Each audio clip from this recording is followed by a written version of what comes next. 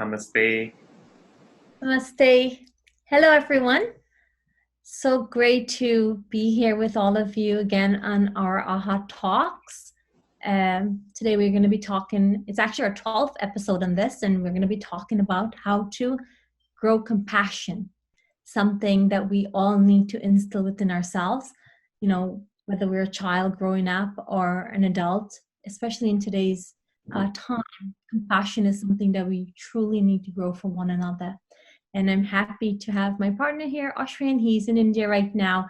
I hope you all are keeping safe during this time, and some normalcy is coming back to all of you. Hello, Ashwin. Thank you for joining. Hi. Nice to be back. Thanks, Diane. Yeah. So, Ashwin, I think these series of talks, we go from the most simple questions to the more depth of questions. And we all... Or compassion. Just a sense of feeling sorry for the other, or just resonating with the other, thinking this is how I also would feel, or truly acting out and making a difference. That's what compassion is. It's beautiful. Love in action. I love that. The fact is that it's not only about feeling for that person, but doing something that is going to help that person feel better, get better, whatever it is, whether it's a small task, whether it's something you go out of your way to do, but it's all about literally the next step, not just feeling pity or sorry for that person. I love it. Thank you so much for that, great explanation, Ashwin. I think one question that we have, or many, tend to have, is this compassion, is it a quality that we acquire, or is it a quality, or is it something that's naturally within us? Are we born with it? I think every feeling that we have is naturally within us. That's why we talk about it, that you don't have to discover it new. We don't have to become something. We were always that. We just have to realize it. Any positive happiness, oneness, compassion, name anything. We don't have to discover it or chalk it out for the first time. That is who we are. That is how we were. And we just have to discover it or rediscover it. And it becomes a part of us. Now, all that needs to happen is sometimes reflection plays a very big role. So the beautiful part here is all of us have experienced compassion in life. And we would have experienced it a few years ago. We would have experienced it a few months ago. We would have experienced it just a few seconds ago. If we can recognize it, then the more we recognize it, then consciously we are able to grow it. And it becomes a second nature to us. And soon we, just like any other habit, just like any other muscle you flex in your body, even compassion is a muscle in your mind that you can flex and flex and flex and flex, and soon it becomes a very dominant nature in you. Someone doesn't have to come and teach you to be compassionate. You just discover that is who you are naturally. And the fact is that you said it, initially, that everything is relationships. We're not an island. And I think many times, we might feel that we're an island, we're all alone, but we are relating constantly. Whether we're relating to ourselves, we're relating to the other, we're relating to our family, to our kids, to, our boss, to our colleagues. Life is all about relationships, right? How does compassion really truly help define human relationships? If we go back to the first answer, the differentiation, I'm going to use that thread in all the answers, which is the differentiation between pity, empathy, and compassion. Now, fact is, all three feelings we feel. Now, if you take a relationship, the first extreme end of that spectrum is we don't feel anything at all. We are totally stone-hearted. We are totally self-centered. We're just thinking about ourselves all the time. And almost we are numb and indifferent to everything. Now, that's where relationships cannot really blossom, because it is all about connecting with the other. The reason we call ourselves as humankind It's because that is who we are. It's about connecting with the other. It's about being kind to the other. Now, when we realize at any point of time in relationships, where am I coming from? Is it just a place of pity where, I just feel whatever they are experiencing and feel sorry and just get back to my own activity and thinking? Or is it that I do feel empathy for the other person, but it hasn't really transformed into a place of compassion where you take action towards the other? The moment that tipping point happens, where love in action takes a strong foot, that's when you are truly, truly connecting with the other. The other is nothing but you in many ways. What you might feel sad for might be different from what they might feel sad for. What you might feel happy for might be different from what they feel happy for. But deep down, we're all the same. Deep down, we're all one. And when you start relating to the other from this place, then you start seeing things that are much beyond all kinds of limiting frameworks, ideas. Quite often what happens is we begin to relate, then we begin to know the person, and the moment we begin to know the person, at some point of time, our mind says, I have now known the person, and then we don't really relate to that person anymore. We only relate to what we know of that person from then on. We don't really relate to the person. So we can almost say compassion stops. First, we are fascinated with a human being. Then that fascination moves into this passion to explore the person. And then in that very exploration, some point of time, that person has become a concept. Oh, he is like this, she's like that. The judgment clouds that connecting point. The moment we stop relating and only continue to relate to what we believe of that person, compassion has stopped. So, realizing this differentiation and truly being able to see that what am I doing at any point of time? When you go and talk to your mother, when you go and talk to your father, when you go and talk to your husband or wife or kids or your boyfriend, your girlfriend, are you really relating to the person? Or you're relating to the idea of that person that you have in your mind based on what you have established for a certain amount of time? If it is the idea, it is the antithesis of compassion. In idea, there will be pity, but there won't be compassion. In connection, automatically, there will be compassion. That's how relationships truly blossom, and that is the impact of compassion in relationships. If I have to round it all up, when we relate to the idea of the person, it is fair to say we might not have so much compassion all the time. But when we truly relate to the person, that's when you feel, that's when you take action, that's when you do what you need to do. You might listen because that person might have so much to share that we have never been able to truly give a listening because we think we know it all about that person.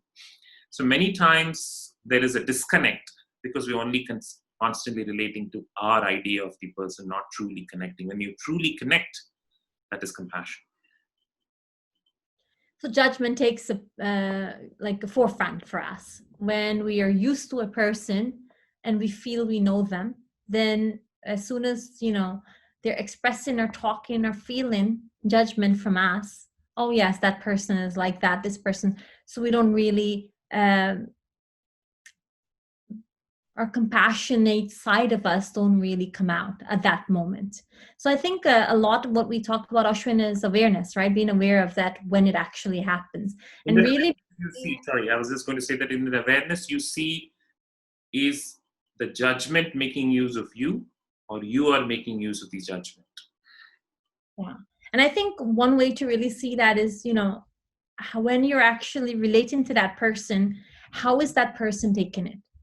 Are you making a difference in their lives? Are they feeling better? Are they, improving? Mm-hmm. And I think that way we can really have a self-check, become aware of what's really going on inside of us. And are we being our true form of compassion at that point? Absolutely. You're absolutely right. Yeah. Yeah, thanks a lot for that. One thing that comes up a lot in our minds is that, if we're constantly taking care of others, shouldn't we be taking care more of ourselves? And how do we find that balance between taking care of others and taking care of ourselves? No, it's a great question. or is it just the fact that um, it's just one? See, the problem here or the answer here is not an answer. The answer here is the very question is the problem. The very question is the issue. Now, let me give you a metaphorical example. Let's say you have a nice piece of paper, which is this beautiful colored paper, and you cherish that paper, and then it looks really nice on the outside. And we happen to tear the paper, and then we try to find out an answer. How can we get that paper back together? So where should I fit it? Which one should be in what direction?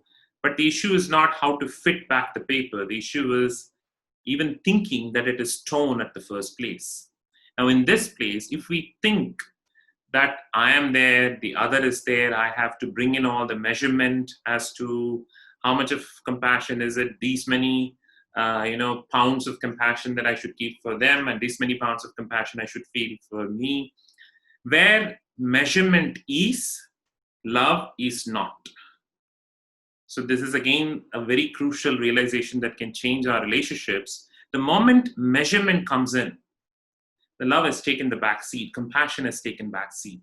If I'm going to measure how many times I've been kind to this person, how many times I've smiled, how many times I've sat and listened to this person, if we start putting a ledger book in terms of how many times I have been loving or nice or kind to someone, and start accounting if the other person is reciprocating or not, and try to put a tally at the end, such a tally will never come true.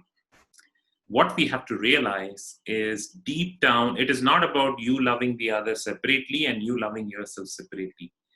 Deep down, the reason you're able to feel compassionate for the other is because you're able to feel the same for yourself to start with.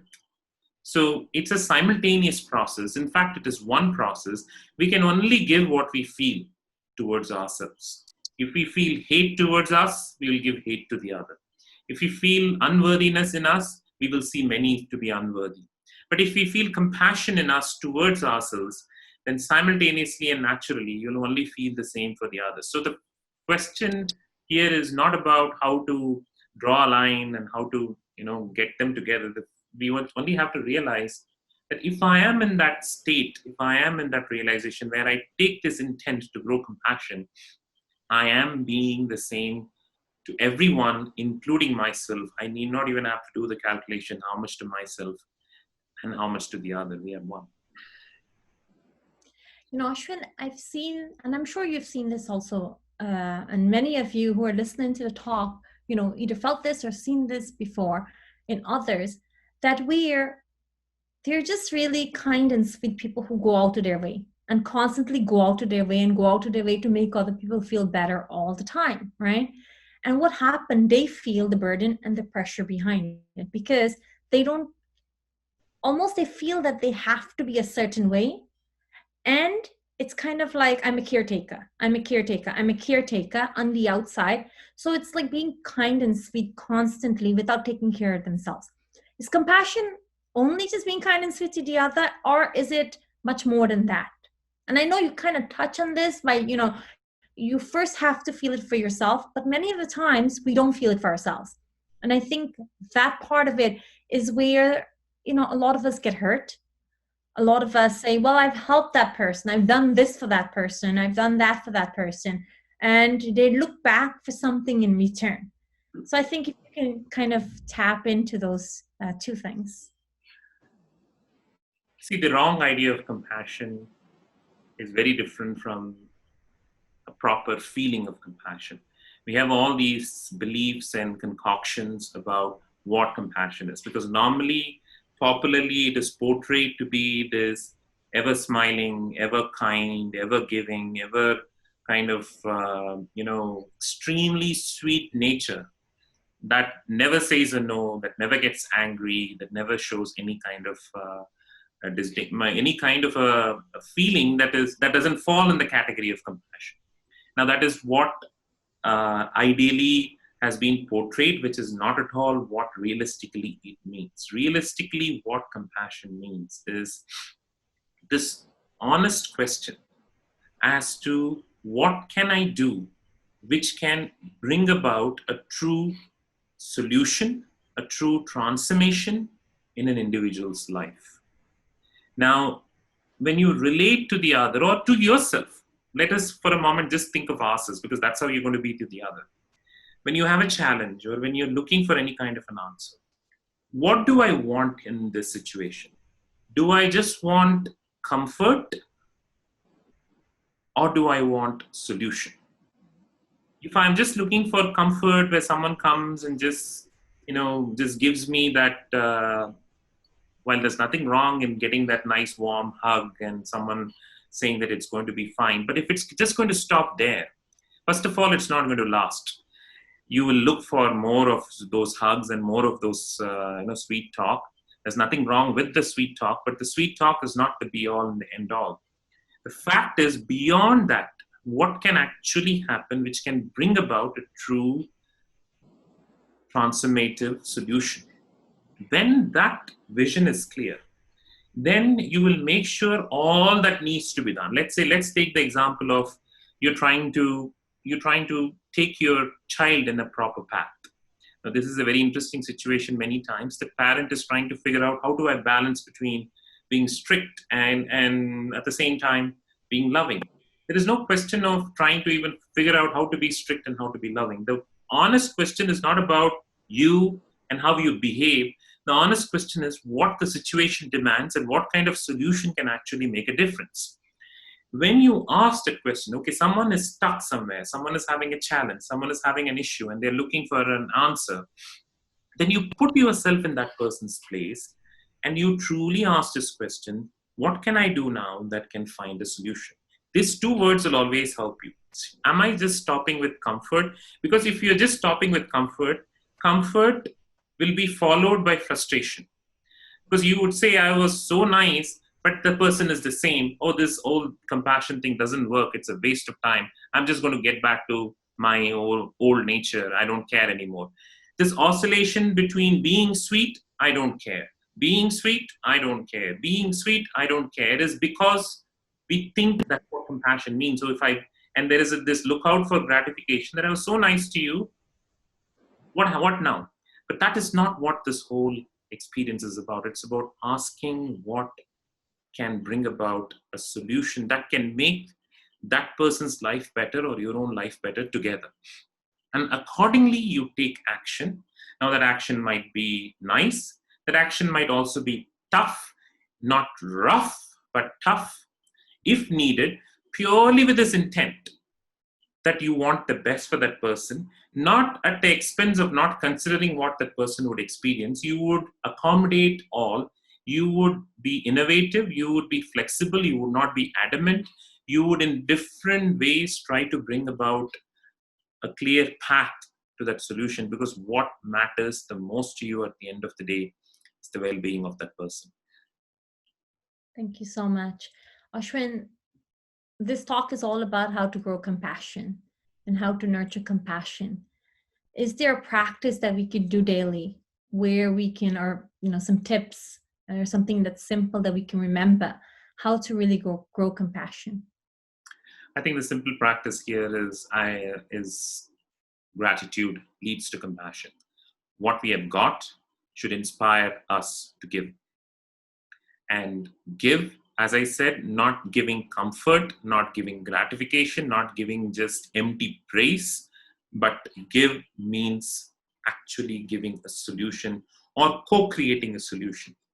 And the simple practice for that is any moment of time really thinking about how much we have received. And that will only keep pushing us towards more and more compassion.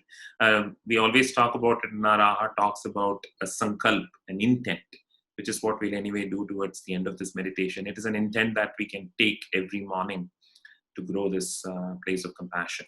So instead of it being restricted to just a standalone practice, I would say that it is more of an ongoing culture that we need to recognize and reflect each and every conversation, each and every interaction we have with family, outside, a shopkeeper, or your colleague at office or a passerby, the more we see that, the more we will naturally get into that space.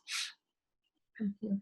You know, it doesn't matter what part of the world we are right now in, right? In today's time, the entire world has been challenged with exactly the same thing, which is COVID-19. How can compassion play a role to get through this together as one? We need to realize that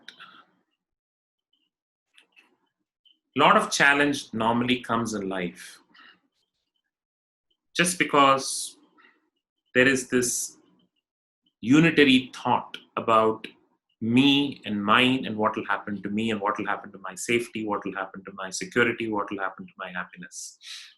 Now, when we think in that way, it would have made sense if, let's say, you are the only person alone on this planet and you have nothing to do with anyone or anything. But that is not the case. We live in a planet where everything is constantly interconnected. Now, when a crisis like this strikes or when a global pandemic has been unfolding, the solution is not about how do I keep myself away from it. The solution is not about how do I keep myself alone secured. The best example for this is the very way the virus is spreading and what it is trying to signify as a human-to-human connect. If you take this act of wearing a mask, that very act of wearing a mask has compassion built in it.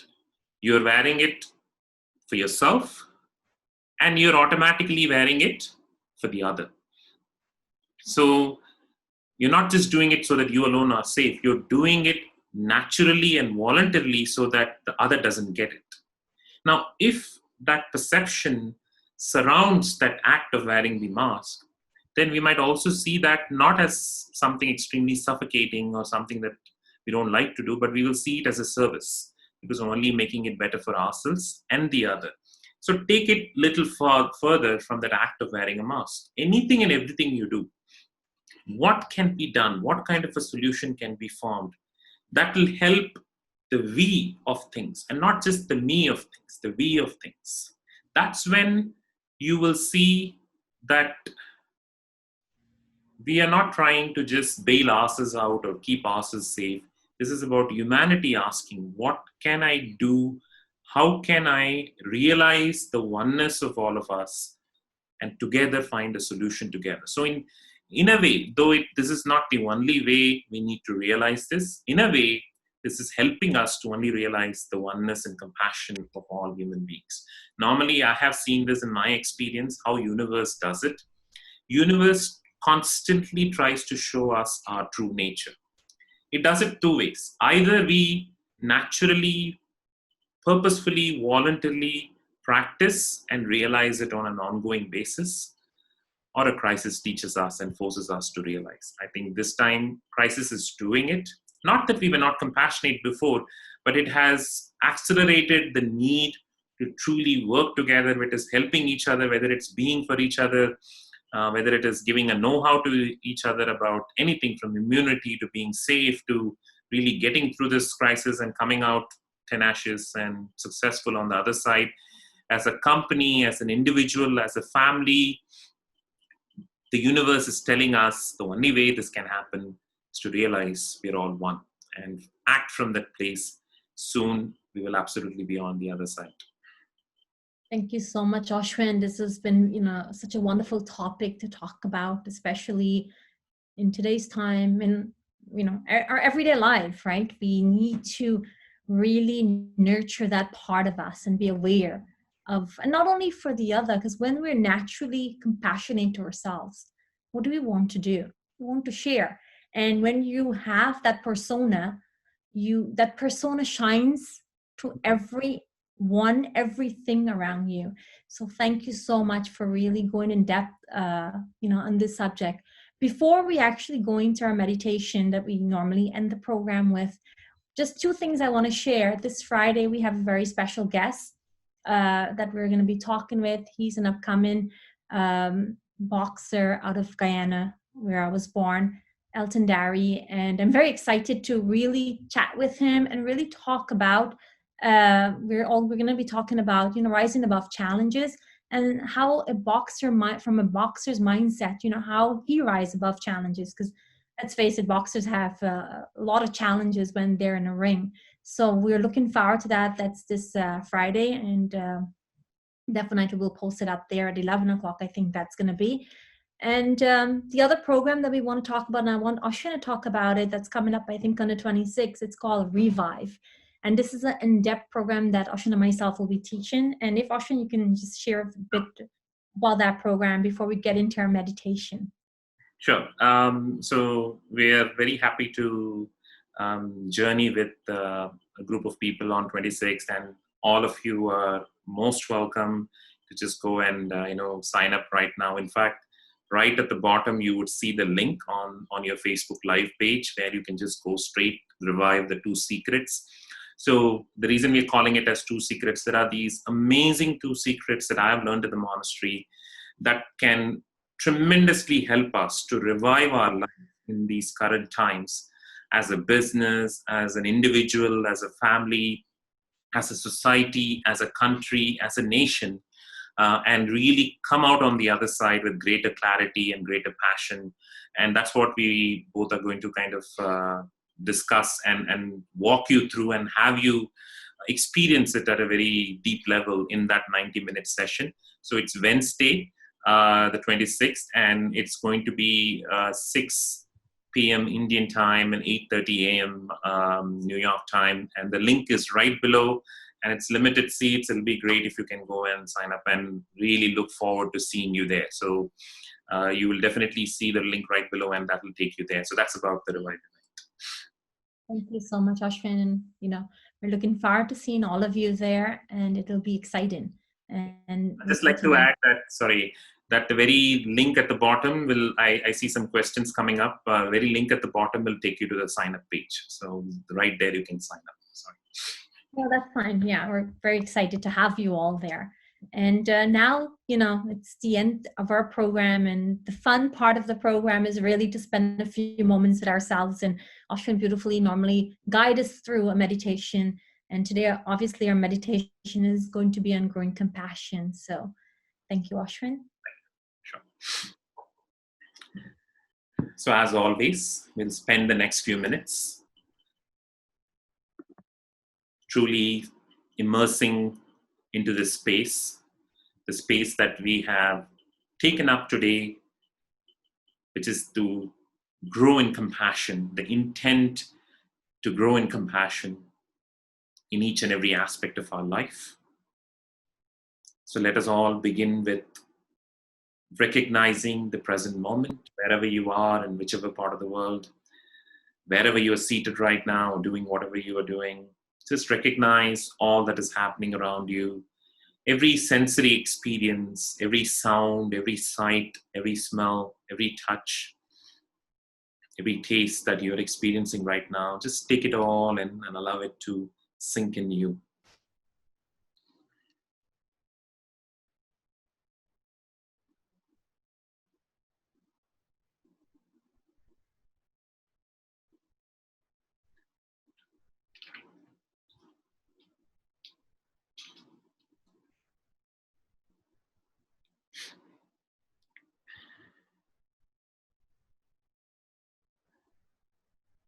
As you are experiencing each and every moment, let us slowly bring attention to our breathing. Try to feel the sensation near your nostrils, the cold air entering your nostrils, and the warm air coming out. Slow and deep inhalations and exhalations. Every time you inhale, let us imagine you're inhaling in all the wonderful qualities of compassion, oneness and connectedness with yourself and the other. And every time you exhale, you're exhaling out all the struggle, all the loneliness, and all the sense of conflict in us. Inhale compassion, exhale out conflict. Slow and deep, inhale compassion. Exhale out conflict as you take in that oxygen into your system, as you inhaling, and may these qualities fill each and every cell of our body.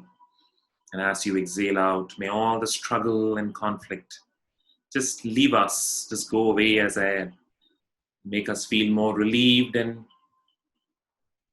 clear to give our all to larger good.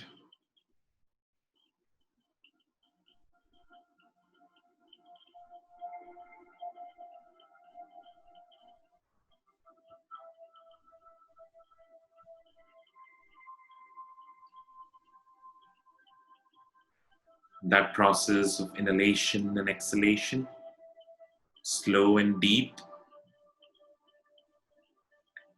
Let us all now gently bring both our hands to the heart region. Just place it in the center of your chest. Feel your heart. And as you feel your heart, and as you're inhaling in and exhaling out, slow and deep, taking in all the energies of compassion and exhaling out all the struggle and conflict. Everything starts with an intent, what we call in Sanskrit the sankalpa. Everything starts with a sankalpa. The intent is the guiding force. The intent is what is going to spearhead us in the direction of what we want to experience more. The intent here is to grow in compassion. As you feel your heart and as you are placing your hands on your chest region, let us take this intent right now, and you can repeat it in your inner voice. You don't have to tell it outside, in your own inner voice. What I'm going to say right now is an intent, which goes like this. I'm going to do all it takes. I'm going to do all it takes in me to grow in compassion. I'm going to do all it takes in me to grow in compassion. I'm going to do all it takes in me to blossom from a me place to a we place. I'm going to do all it takes in me to blossom from a me place to a we place. I'm going to do all it takes in me to realize how one we all are. I'm going to do all it takes in me to realize how one we all are.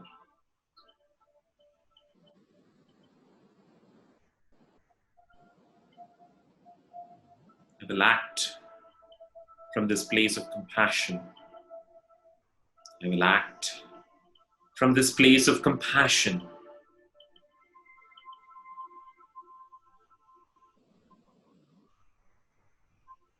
I will do all it takes in me to make a difference every moment of my life. I'm going to do all it takes in me to make a difference, a positive difference. A positive difference every moment of my life. Every moment of my life.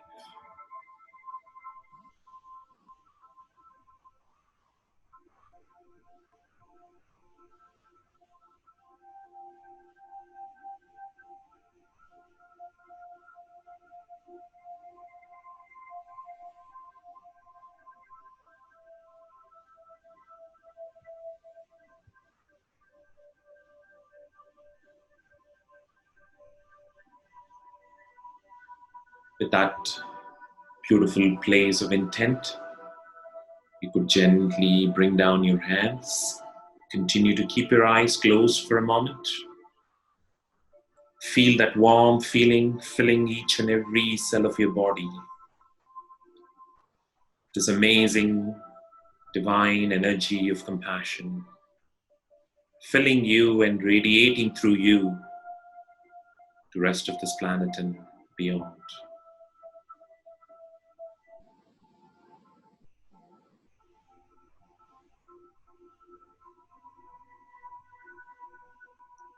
Take a couple of deep inhalations and exhalations. Totally own this place in you, this place of sacred compassion.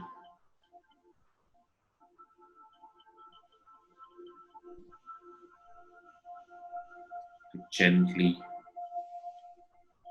open your eyes.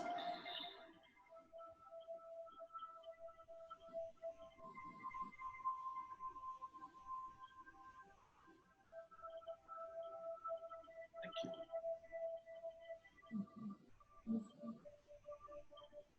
Thank you all, and see you soon. Thank you until we meet again for the next ahhaa talk.